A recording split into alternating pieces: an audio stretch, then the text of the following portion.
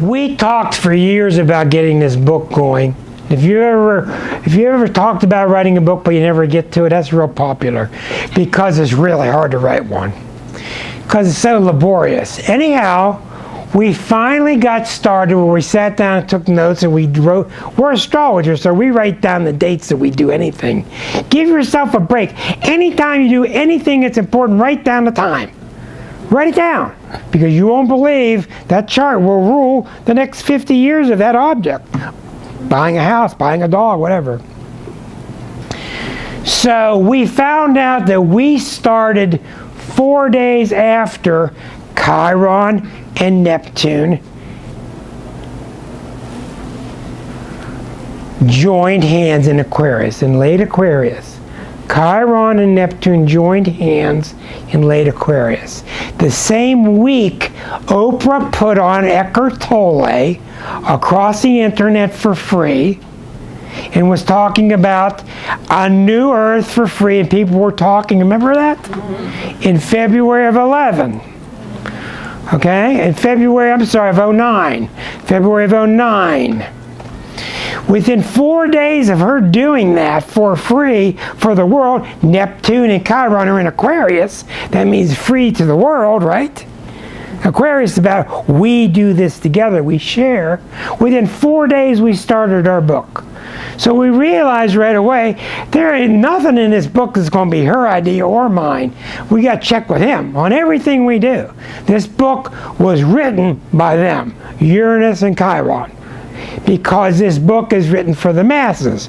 And as we wrote, we tried very carefully not to step on toes, but to tell you what is a Pisces like, what is a Sag like. The archetype. The archetype. Not the sun sign. What is the archetype? Which means if you know a Virgo, it may be different in here because I'm talking about the essence of that sign. And people are mixtures of many signs. So not only that, when the book was done 3 years later, I went to launch it. And I got all my ducks in a row. You got to push the button to get it out on Amazon, and the button wouldn't go. I said, I'm putting 8 o'clock. 8 o'clock's good enough. 9 o'clock, button wouldn't go. 11 o'clock, button went. I wrote down the time. I did the chart right on the ascendant, right on the top of the chart.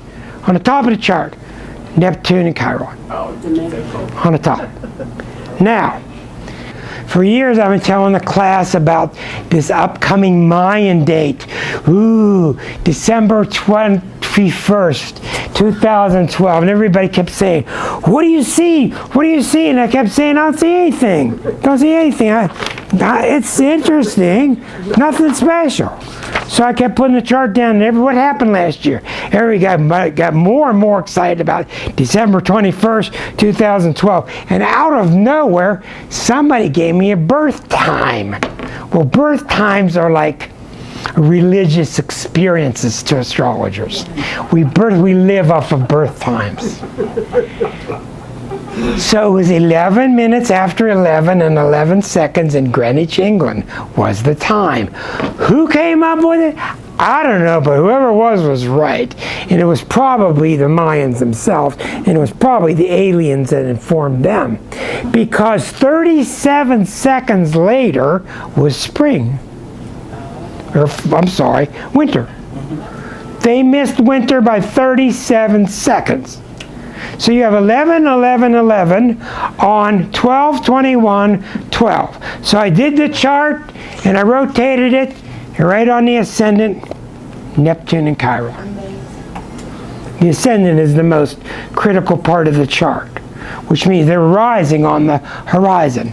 So they said, I am in charge. So what they said was, this is the end of this 25,000 year period. And the next, because it's not just the end, it was the beginning of the next cycle. What's the planet saying to us? The Earth doesn't care. The Earth is smart. The Earth is smart. It doesn't like being abused. So it's showing that we have this potential. And yes, we have to start with the Uranus square Pluto, which is to bring down the plutocrats that run all of the special interest groups, etc. So that verified for me the chart.